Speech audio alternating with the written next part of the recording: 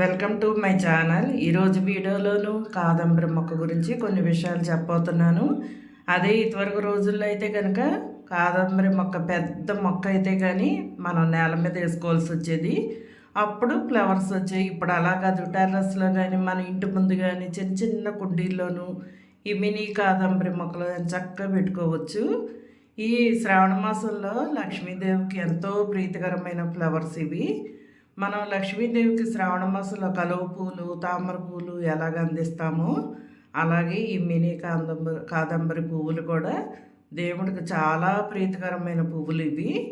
ఇవి మట్టిలో నాటుకునేటప్పుడు మనం కొంచెం నర్సరీలో కుండీలతో అమ్మితే కనుక అలా డైరెక్ట్గా తెచ్చిపెట్టుకోవచ్చు. అప్పుడప్పుడు కొంచెం కంపోస్ట్ కానీ ఎరువులు కానీ అందించండి. అదే మనం బ్యాగులతో తెచ్చుకుంటే కనుక మట్టిలో నాటుకునేటప్పుడు మట్టిలో కొంచెం కోకోపీటు, వర్మి కంపోస్ట్ కలుపుకోవాలి.